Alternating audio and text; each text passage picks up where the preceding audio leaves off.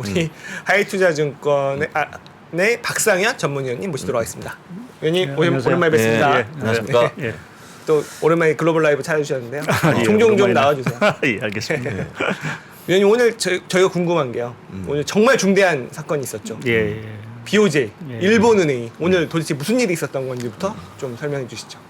예, 일단 쇼크였던 것 같고요. 네. 그러니까 물론 이제 일본 은행이 이제 정책 전환을 할 거다라는 이제 뭐 얘기들은 조금씩 이제 나왔던 부분은 분명한 것 같은데. 저희가 한 4월 정도 예상했거든요. 그렇죠. 구로다 이제, 총재, 예, 구로다 총재가 이제 내년 4월이 이제 퇴임이니까 네. 내년 한 1분기 전부터 이제 군부를 때우지 않을까라는 이제 생각을 했었는데 오늘 뭐 앞서도 잠시 얘기를 하셨던 것 같은데 이제 뭐. 그 제로 금리 수준은 계속 이제 유지하는 이제 10년물 국제 기준으로 해서 0%는 계속 유지를 하는데 네. 결국 이제 변동폭을 플러스 마이너스 0.25에서 플러스 마이너스 0.5로 확대한다라는 부분 자체는 네. 결국 이제 일본은행이 국제 시장에 이제 그만큼 잘 안 들어오겠다라는 이제 의미니까 네.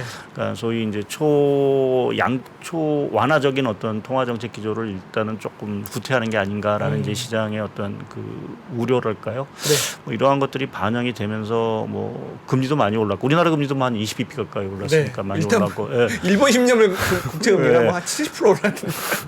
거기에 사실은 또 이제 엔화 가치가 뭐 완전 엔화가 급등을 하면서 이제 130이 한때 뭐 150엔까지 갔던 게 뭐 한 두 달 사이에 뭐 한 20엔 정도가 떨어졌으니까 사실 어마어마하게 사실 떨어진 거죠. 그래서 그렇죠.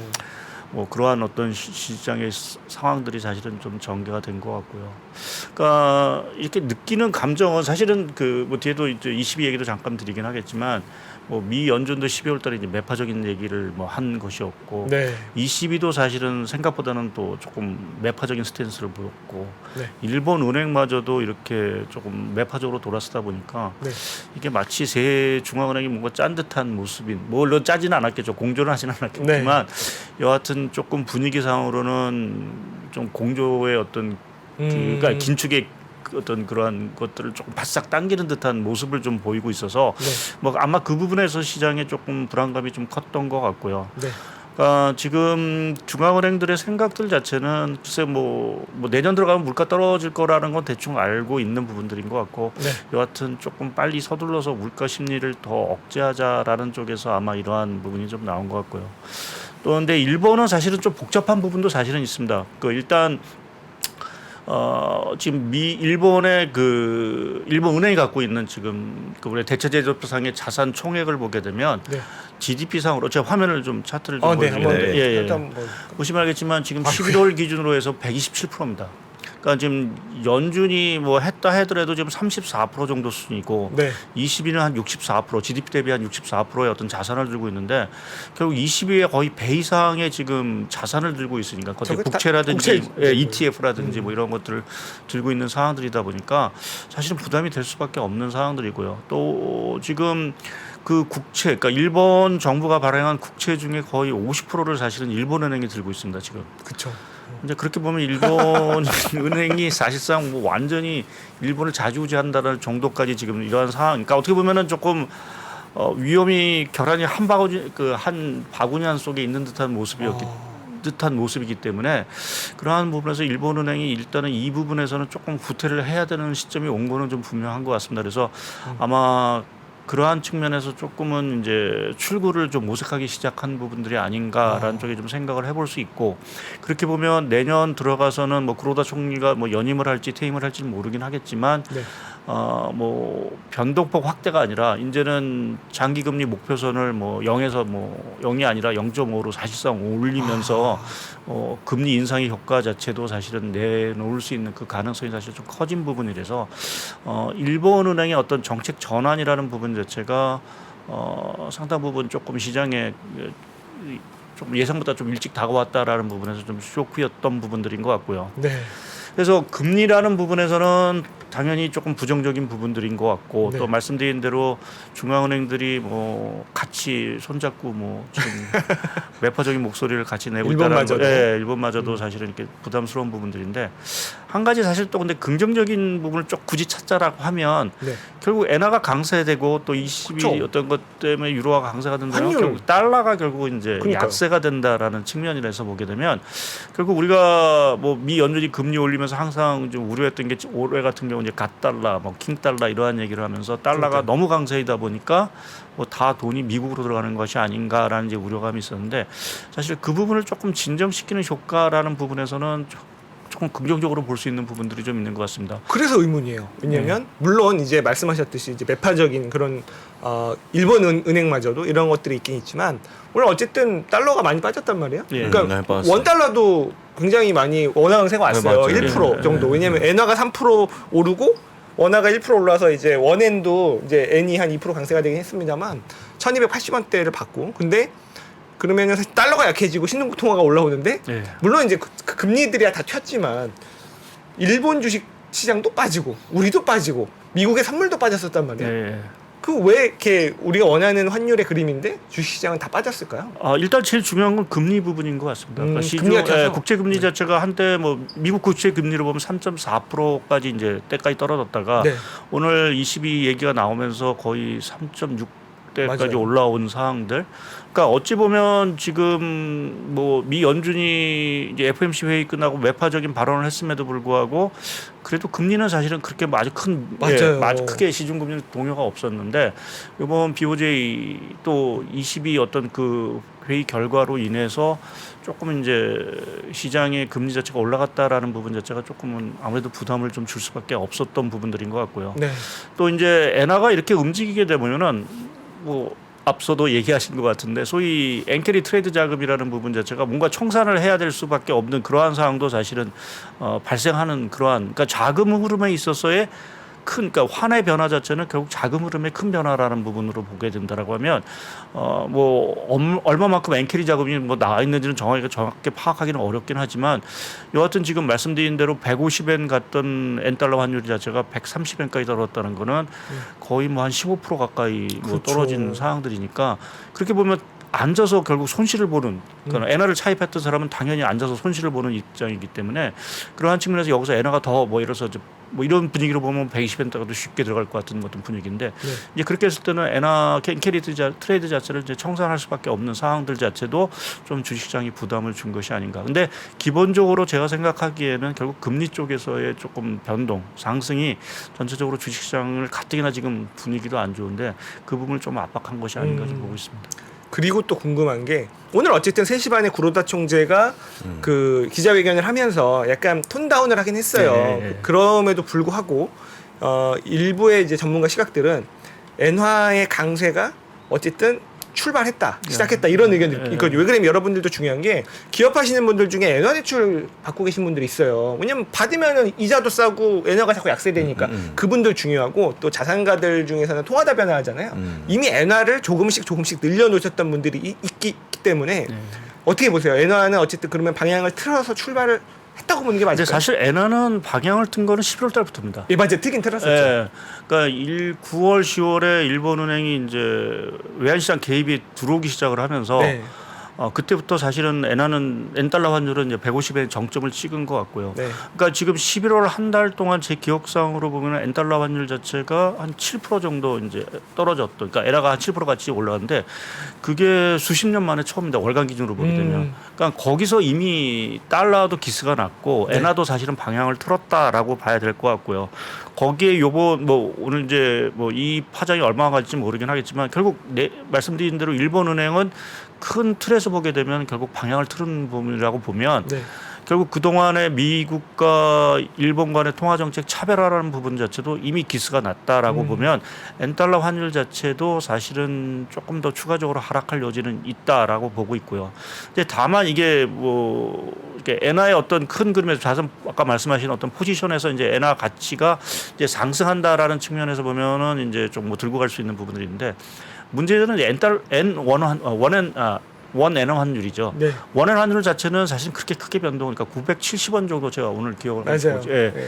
그렇기 때문에 엔이 움직이면 원화도 사실은 같이 움직일 수 있는 부분들이 있어서, 네. 그러니까 우리나라 입장에서, 그러니까 우리 어떻게 보면 투자하는 입장에서 보면은 여기서 그렇다고 원화의 환율 자체가 갑자기 1,000원을 훌떡 뛰어넘어서 뭐 1,020원, 1,050원 이렇게 가는 것도 사실은 그림 그리기가 조금 쉽지는 않은 상황들입니다. 그래서 뭐 그러한 그러니까 뭐 엔화의 어떤 흐름 변화도 있지만 원화에 대한 어떤 변화, 물론 이제 원화 환율이 지금 갖고 있는 그 약세 요인들, 그러니까 뭐 대외 요인 다 떠나서 최근에 우리나라의 지금 올해 무역수지 적자 규모가 뭐 500억 달러 연간 지금 사상 최대 규모고, 또 최근에 부동산 경기에 대한 어떤 계속해서 경고음도 사실 드리고 있어서 원화 자체가 그렇게 강세로 갈지는 조금 미지수이긴 하지만 여하튼 그래도 엔이 움직이게 되면 어느 정도는 움직일 수 있는 부분들이 있어서 원화 환율 기준으로는 사실은 그렇게 크게 변동할 가능성은 이렇게 아직은 그렇게 커 보지는 않은 상황. 달러 대비해서는 어쨌든 좀 동행하는 면이 있으니까 좀 변동폭은 적을 것이다 이렇게 보고 계신 거죠. 예, 그렇죠.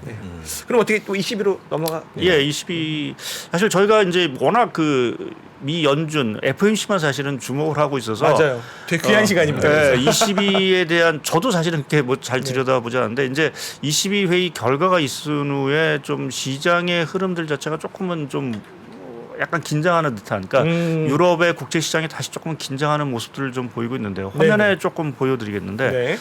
뭐 미국 국채 금리가 올라서 그러긴 하지만 사실 이탈리아 국채 금리, 영국 국채 금리, 독일 국채 금리가 다시 이제 올라가기 시작을 했습니다. 그러네요.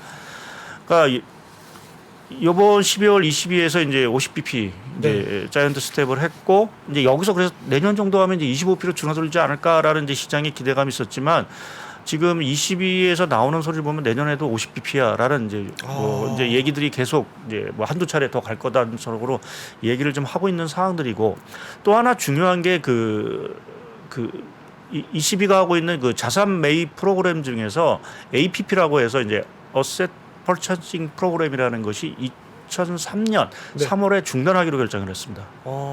내년 3월이요? 네, 내년 3월에 중단. 생각보다는 사실은 좀 빨리 그러네요. 중단을 하는 그러한 상황들이고, 또 6월 정도 가서는 사실상의 양적 긴축으로 들어갈 수도 있다라는 이제 좀 얘기가 됩니다. 그러니까 22가 상당히 매파적으로 돌아섰다라고 좀 봐야 될 것 같고요.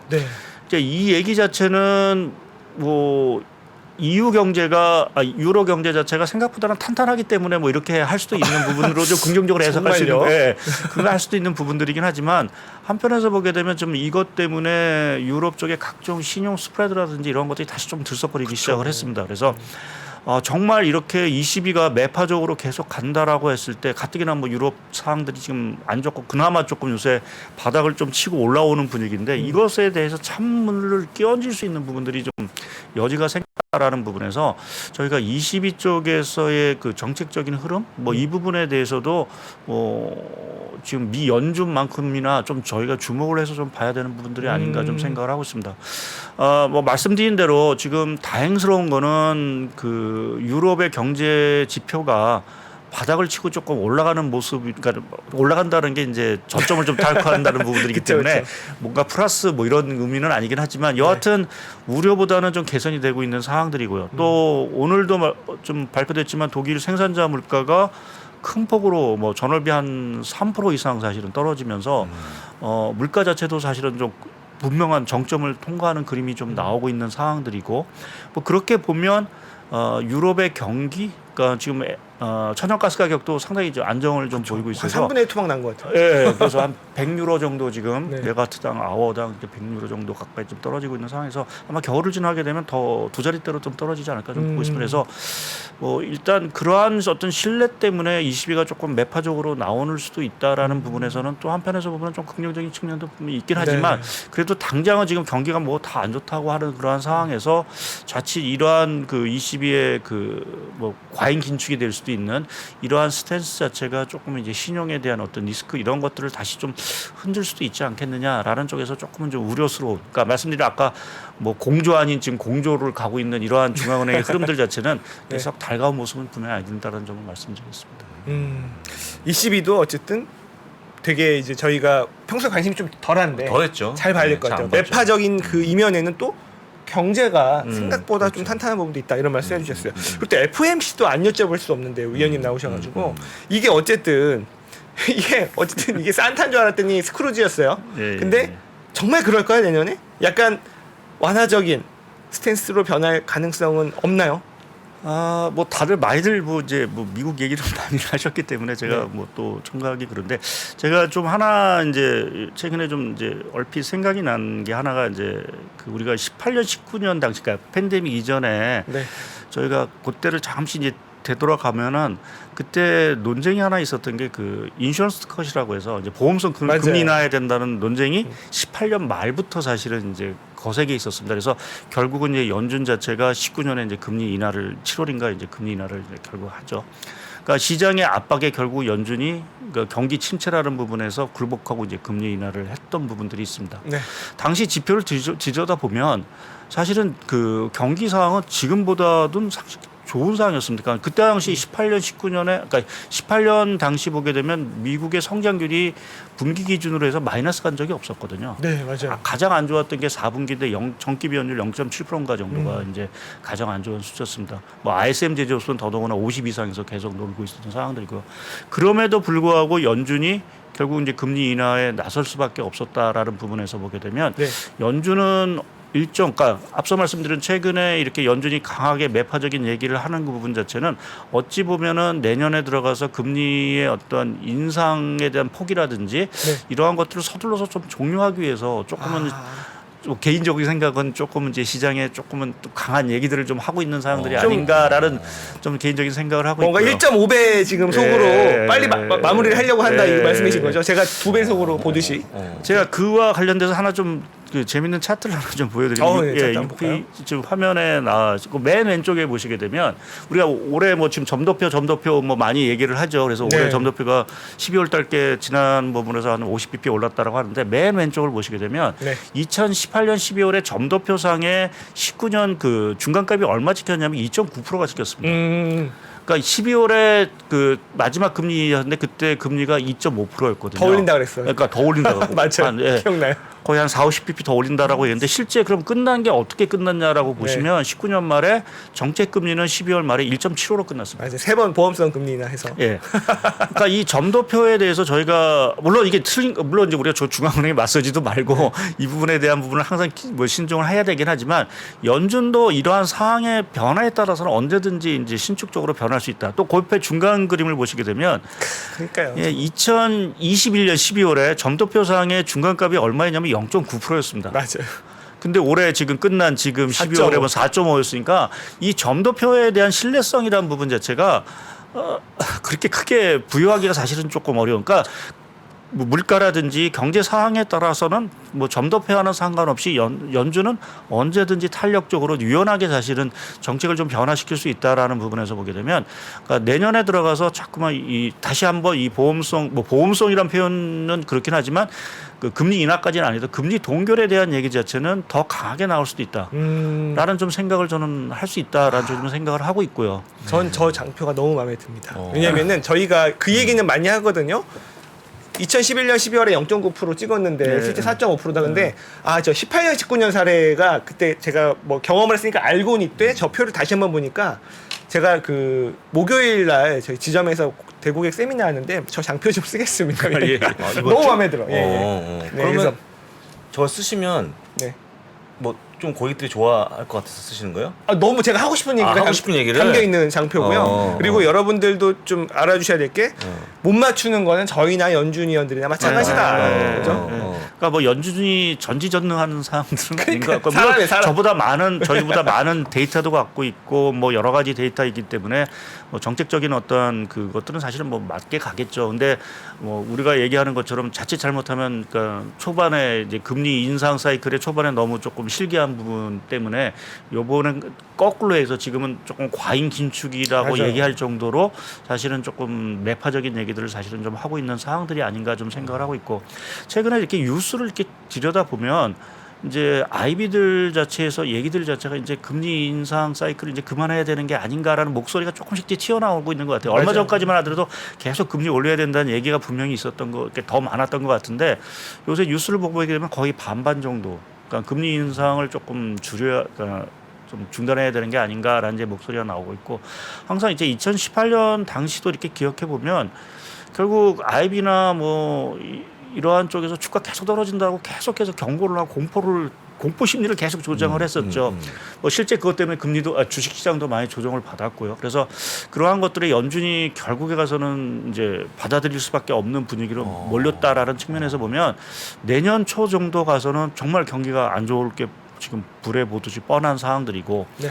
또 물가와 관련돼서도 뭐 이제 결국 뭐 속도의 문제이기지만 떨어질 수 있다라고 좀 보는 것들이 뭐 저는 이제 대표적으로 이제 CPI를 좀 그래도 보는데 화면에 조금 하나 이제 참고적으로 네. 말씀을 드리면 우리가 뭐 서비스 물가 이런 거야 뭐 고용 잡히고 하는 부분들이 있는데 실제 그래도 일단은 그 헤드라인 명목 물가가 결국은 떨어져야 뭐 하는 부분들인데 제가 유가 상승률하고 소비자 물가를 그려놨듯이 지금 유가가 저렇게 떨어지는 상승률이 둔화되는 상황이라고 보면 그래서 보면은 지금 소비자 물가하고 약간 괴리가 있습니다.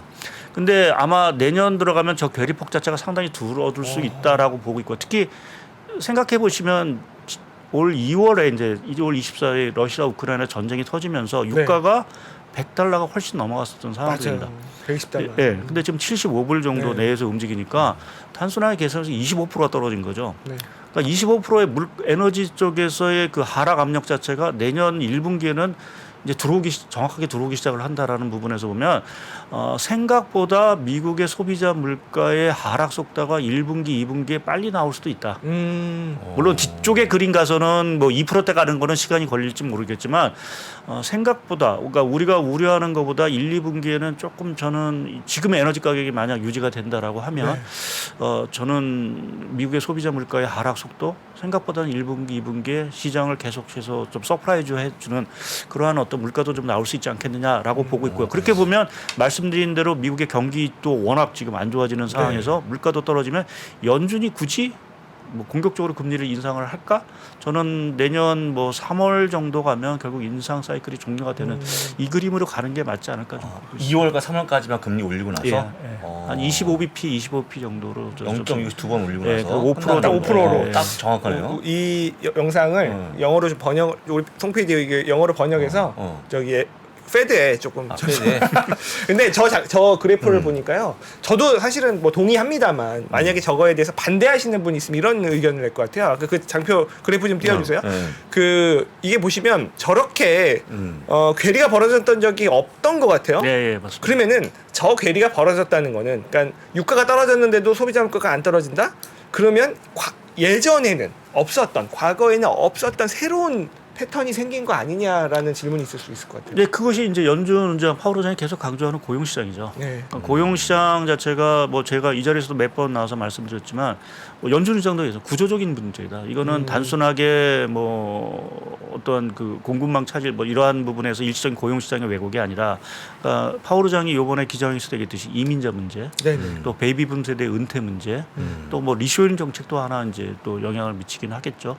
뭐 그러한 부분에서 조금은 고용 시장이라는 부분 자체가 구조적으로 좀 변한 부분들이 아닌가라는 쪽에 좀 저는 생각을 하고 있어서 그 부분이 아마 저의 어떤 괴리 현상을 조금 만들어오고 있는 부분들인 것 같고요. 근데 또 일부에서는 또 그 얘기를 하시는 분도 있습니다. 그러니까 지금 우리가 미국이 구인난이 빠졌다라는 이제 얘기를 많이 하는데요.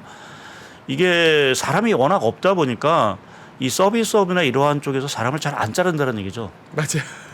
오히려. 그러니까 근데 어느 순간에 가게 되면 갑자기 고용 상황이 크게 더 이상 버티지 못하게 되면 결국에 가서는 해고를 하지 않겠느냐라는 이제 얘기도 하시는 분들이 있어요. 그래서 이게 사실은 조금 이제 같이 좀 혼합된 부분들이 아닐까. 제가 말씀드린 구조적인 요인도 분명히 있는 것 같고 워낙 지금 사람 구하기가 어렵다 보니까 일단은 내가 뭐 버텨보자 가다가 어느 순간 정말 경기가 안 좋아서 이제 더 이상 매출도 안 일어나고 이익이 떨어지게 되면 그때 가서는 정말 해고가 확 늘어나는 이러한 상황이 더 벌써 그래서 질 수도 있는 상황들이기 때문에 조금의 지금 괴리 현상은 그러한 어떤 영향들 자체 말씀드린 두 가지 마찰적인 요인하고 구조적인 요인들 자체가 지금 같이 맞물리면서 아마 저 괴리 현상이 나왔다라고 하는데 근데 결국에 가서는 뭐 과거에도 그렇듯이 어느 정도 갭 자체는 있다 하더라도 저 갭은 결국 이제 거의 비슷하게 갈 거로 좀 보고 있고요. 그러니까 저거에 또 하나 이제 말씀드리고 이제 연준 의장이 얘기하고 있는 거죠. 더 멀리 더 높게라는 부분에서 더 높게 그러니까 금리 수준 자체 제가 내년에 뭐 연말 정도에서 금리 인하를 할지는 잘 모르겠지만 금리 인하에 있어서는 상당히 조금은 소극적일 수 있는 부분은 분명히 있을 것 같습니다. 그러니까 물가가 저가 뭐 내년 상반기 중에 빨리 떨어질 수도 있다는 말씀을 드렸지만 그게 2%대 가는 거 흐름은 아닐 것 같고요. 이제 그러한 측면에서 보면은 금리 수준 자체는 상당 부분 그러니까 정책 금리 기준으로 상당 부분 높은 수준이 유지될 수 있는 부분들이 있고 이제 그렇게 됐을 때 하나 문제가 되는 게 사실은 이제 국채 금리입니다. 그렇죠.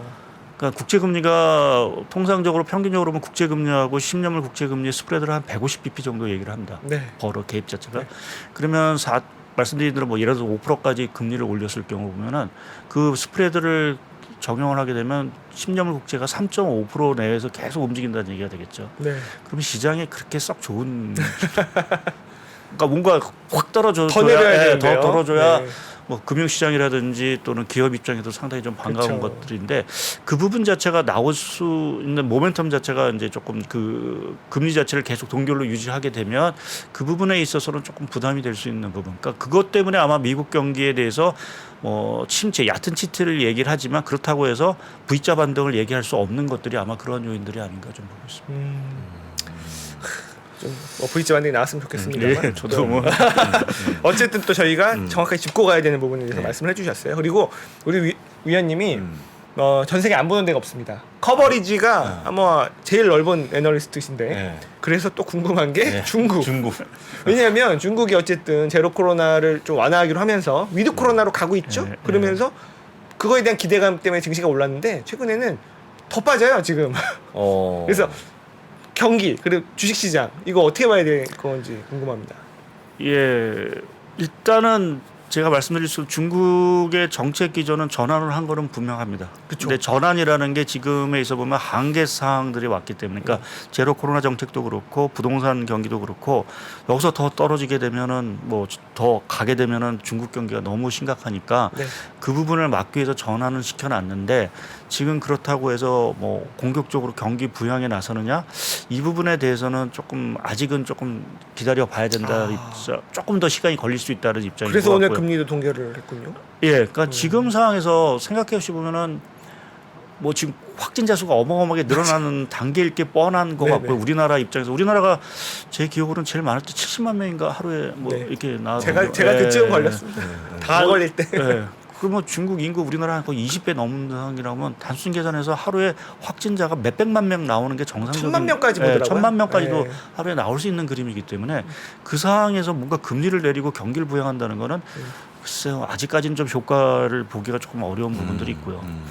그래서 일단 지금 최근에 기대감도 있음에도 불구하고 중국 증시 자체가 상당히 안 좋은 일단 경기 자체가 너무 안 좋습니다. 뭐 여러 가지 지표가 있긴 하지만 제가 단적으로 하나 좀 보여드리려고 차트를 준비를 해왔는데요. 볼까요?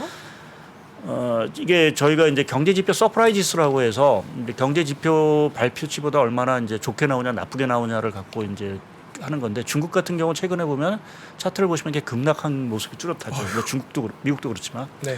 그래서 올해 중국 성장률 3분기 성장률이 당초 뭐 한 3% 넘게 기대를 했지만 제 생각은 2%대도 지키기가 쉽지 않은 상황들. 그래서 올해 전체 중국 연간 성장률 자체는 3%가 안 될 것 같습니다. 개인적으로. 와 중국이 그러니까 중국이 3%가 안 된다라는 것 자체가 상당히 충격적인 부분들이죠. 거의 제로 성장인데요. 예, 그러니까 사실은 침체라고 부르기는 사실 맞을 네. 수도 있는 거. 중국 기준으로 보게 되면 네. 사실은 2%라는 데다가 보면 침체에서 그러한 상황들이 지금 개선이 되느냐, 개선 조짐이 사실은 뚜렷이 않다라는 것이 네. 화면에 그 파란색으로 보시게 되면 저게 일간 경제활동 지수라고 해서 이제 중국의 어떤 경제 활동이 얼마만큼 이제 정상화되느냐라는 부분인데 차트를 보면 추세적으로 계속 떨어지고 있는 부분을 보실 수가 있죠. 연초 그러네요. 이후로 계속 떨어져. 최근에 좀 꼬리를 들긴 했지만 아직 그렇게 유의미한 어떤 지금 의미를 부여하기는 좀 어려운 상황들이고요. 뭐 좀 제로 코로나 방역을 완화했기 때문에 저희가 좀 상황은 좀 더 봐야 되긴 하겠지만 지금 나오는 뉴스를 보게 되면 뭐 다들 뭐 사망자 수가 어마어마한 것 같은 느낌인 것 같고요. 예, 뭐 공식 통계는 결국 아닌 일부러 상황들이- 발표 안 하는 것 같아요. 예, 예. 그래서 사실상 지금 제가 이런 표현 깜깜이 위드 코로나 국면이라서 맞아요. 진짜로. 이게 지금 상황이 어떻게 돌아가고 있는지에 대한 판단 자체가 잘 안 쓰. 뭐 누구는 뭐 베이징 같은 경우는 뭐 절반 이상이 감염됐다는 사람도 있고 뭐 어이구야. 얘기도 있고 뭐 설왕설래하는 부분도 있고 그래서 뭐 집 밖으로 안 나온다는 사람도 있고 그래서 지금 중국 상황은 다소는 조금 혼란스러운 상황들이 아닌가 이 위드 코로나 쪽에서 보게 되면 물론 이제 이게 효과가 나오긴 하겠죠. 근데 지금 뭐 얘기들을 하시는 걸 보게 되면 정점이 뭐 향후 2주 내에 뭐 정점이 올 것 같다라는 얘기는 일단 하는 것 같은데 그 후에 이제 문제가 되는 건 이제 춘제 1월 말에 있을 춘제가 있기 때문에 큰일 났네요. 그러니까 그게 이동이 되면 또 이제 또 전국적으로 퍼질 수 있는 그러한 리스크가 좀 있어서 그렇게 보면 지금 중국의 위드 코로나 정책 자체의 효과를 기대하는 거는 조금 잃는 감이 있다. 빨라야 결국 1분기 말 2분기 초 정도가 되지 않을까. 실제 경제 아무래도 이제 위드 그 춘제 끝나고 나서 사람들도 돌아오고 뭐 전인대회가 결국 한 3월 초에 있을 테니까 네. 그때 뭐 신임 총리도 들어오고 뭔가 으쌰으쌰하자는 좀 분위기가 좀 생각을 하면서 아마 그 부분 정도에서 뭔가 실물 지표가 조금 좋아지는 어떤 흐름이 나오지 않을까라는 좀 생각을 하고 있고요. 뭐 또 실제적으로 중국이 아시겠지만 1월 달 지표를 발표를 안 합니다. 그래서 어떻게 돌아가는지 절대로 알 수가 없고요. 네. 그래서 뭐 모든 면을 좀 보게 되면 조금은 좀 기대는 분명히 있긴 하지만 그것이 효과를 보기에는 제 생각으로 한 1분기, 2분기 초 정도가 되지 않겠느냐라는 쪽에 좀 생각을 하고 있고 그리고 이제 가장 나쁘게 보는 중에 하나 그게 뭐 최악의 가능성은 낮다라고 보는데 이게 중국이 워낙 이 코로나 환자가 급증하게 되면 새로운 변이가 출현할 수도 있다라는 이제 얘기를 하죠. 그럴 수 있겠네, 진짜로. 그래서 그것에 대해서 가장 제일 경계를 하는 것 같습니다. 그러면은 그게 다른 나라 주변 나라 그러니까 또 이제 또 새로 오미크론이 아니라 또 다른 이제 중국발 와. 또 다른 변이가 나오면서 이게 전염성이 어떻게 될지 또 위험성이 어떻게 될지에 대한 부분 물론 저희가 나오지 않은 것 같고 얘기하는 부분은 좀 그래도 조심스러운 부분이지만 그러니까 일부에서 제일 지금 위드 코로나 들어가면서 우려하는 것이 지금 이 변이에 대한 문제도 조금씩은 조금 그래서 좀 중국에 대한 상황들을 좀 지켜보고 있는 것들이 아닌가 좀 그 생각을 못했어요. 그러니까 진짜로. 까맣게 잊었네요. 그래서 중국 상황은 그래서 말씀드린 대로 최악은 벗어난 거는 벗어난 것 같습니다. 왜냐하면 위안화 가치라든지 좀 중국의 각종 신용 스프레드라든지 이런 것들은 그래도 좀 안정을 좀 찾고 있어서 최악의 상황은 벗어난 것 같은데 이제 기대하고 있는 저희 우리나라 입장에서 보면 이제 수출도 좀 되고 네. 이렇게 하려면 좀 실물이 소비가 살아나고 하는 것들이 있어야 되는데 그 시점은 아무래도 좀 춘제가 지난 다음이나 좀 생각을 해볼 수 있지 않을까 좀 보고 있습니다. 조금 더 시간은 걸릴 수도 있다. 그렇다. 그렇게 정리해 주셨습니다. 오늘 와 일본 22 미국, 미국, 중국까지. 그러면 이렇게 다 해주시면 다음에 나와서 무슨 얘기를 해주시려고 이게 특히 저희가 잘 안 보는 구석구석까지 우리 위원님께서 봐주시기 때문에 종종 모셔서 예. 네. 좋은 그러시고 의견 있습니다. 듣도록 하겠습니다. 예. 그러면 오늘 전 세계 주요국을 다 짚어주신 하이투자증권의 박상현 전문위원님 보내드리겠습니다. 감사합니다. 예, 고맙습니다.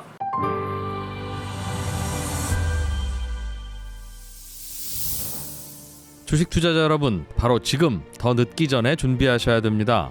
2023년이 코앞으로 다가온 지금, 1분 1초가 아까운 지금, 그래서 망설이지 말고 시작해야 하는 지금, 아직 늦지 않았습니다. 반도체, 2차 전지, 인터넷부터 자동차, 바이오까지 2022년에 놓쳤던 투자 흐름을 한 번에 따라잡고 2023년의 기회를 이번엔 절대 놓치지 마세요.